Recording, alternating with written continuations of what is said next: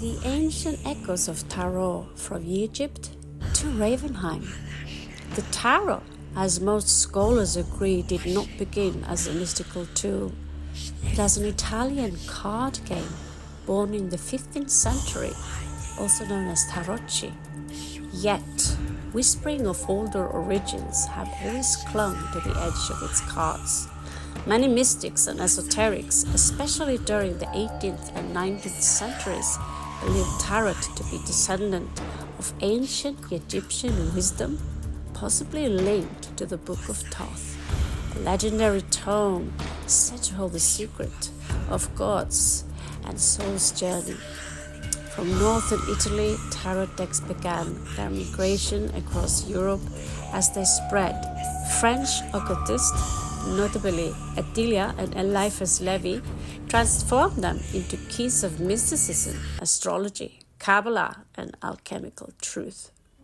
It was during this era that cards like the Lovers, once a simple choice between vice and virtue, were layered with complex symbolism, love, temptation, and sacred union.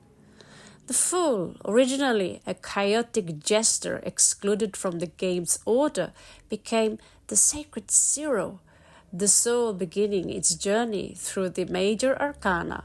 Likewise, the magician, once a street performer or sleight-of-hand trickster, was reimagined as the alchemist, the manifester of will. Decks evolved from the simplistic woodcut prints of the Marseille deck to the occult rich Rider-Waite-Smith deck in the early 1900s with, let's just put it in there, some subtle Christian symbols, and not to mention Masonic.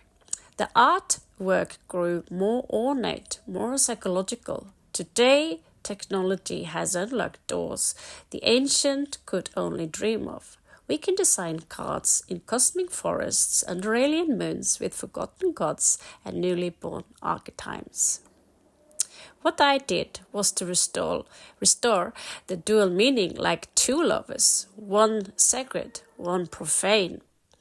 I also kept the one that was evolving into simplistic two lovers, as in a couple.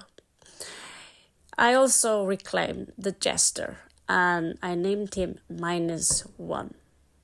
So I separated him from the Fool, which is a different archetype known also in Norwegian folklore as Espen Askeladden. I gave him his own domain of chaos, truth, laughter as a rebellion.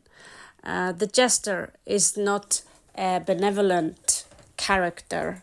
At the same time, he is basically also known to many people as challenging our own ego. He's got many faces to him. I also added the Puppet Master, a dark reflection of the magical and emperor, revealing hidden power structures and manipulators behind the wheel. I fused art, myth, and modern spirit to make every card feel alive. My cards are not just symbolic, they are cinematic, emotional, deep, and I demanded beauty and brutality, light and shadow to coexist in ink and fire.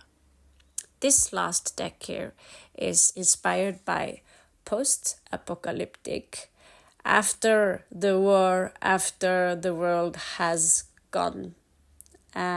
It's inspired by Mad Max, it's inspired by science fiction, it's inspired by the future, and at the same time there is this touch of sword and sorcery behind it. We have the rebellion, we have the universe inspired by the Thoth deck. Everything here have a modern interpretation to it, not just that, but a dirty dystopian future mixed with elegant science fiction. Love, the moon and the blood moon and the jester, now known as Mali Ravenheim, Lore Tarot.